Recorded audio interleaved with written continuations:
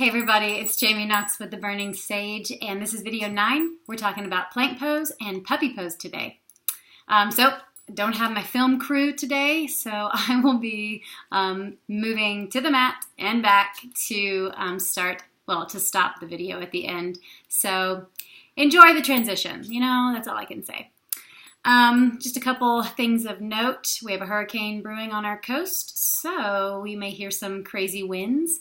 But I think I've shut the doors enough for that.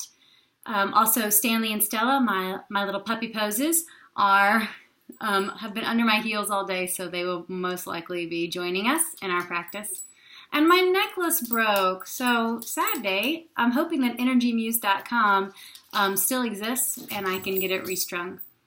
But enough about me. Let's talk about you. So, plank pose. Your plank pose can be many different levels. You don't have to be some statuesque plank poser. Sure.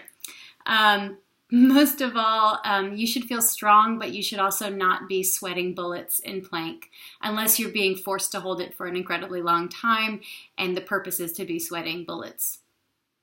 All right, so we'll start at tabletop and we'll move through the different levels of plank and then we'll talk about puppy pose. Let's go. All right, tabletop. So remember, your wrists are underneath your shoulders, your knees are underneath your hips, and any wrist problems, just turn your palms to face out towards the mat a little bit more. So we'll go into down dog to start. So bring your hands a little bit forward. So moving into down dog.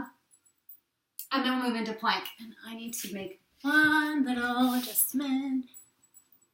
Okay, there we go. All right. So down dog, hips are up, knees are bent. Move forward into plank. Shoulders roll onto the back.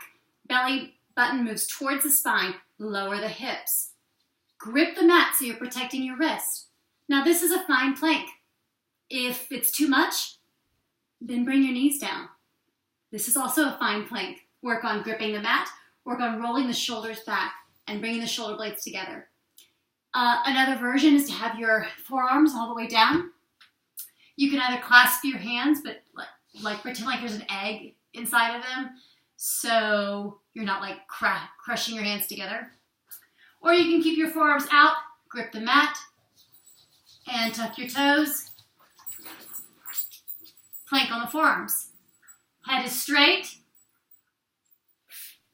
Think of your cervical spine as an extension of, the other parts of your spine.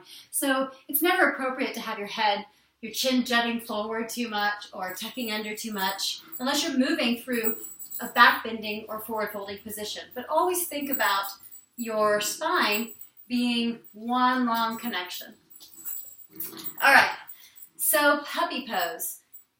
For those of you that downward dog doesn't work for you, that's fine. Let's do puppy pose instead. The same thing's going to happen. Your shoulders are going to be rotating appropriately in puppy pose. So, the knees stay down, have them underneath the hips, and just bring the forearms down, like so. Hips are high. Send your third eye, that little place right between your eyes here, and up towards the mat. Your head should come all the way down, and if it doesn't, use a block. So, puppy.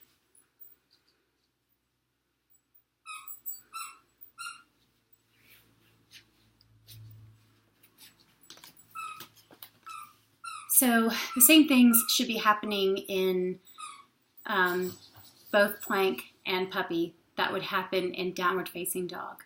You're really rolling your shoulders back and away from your ears, bringing your shoulder blades together and down your back. You're sending your belly button towards your spine so your abs are lifted, your core is supported, and you're melting your heart towards the floor. So both of these poses are going to give you the correct alignment for you to do the asana safely and move through the transitions. Okay, so I'll see you guys next time for Cobra and Up Dog. Namaste.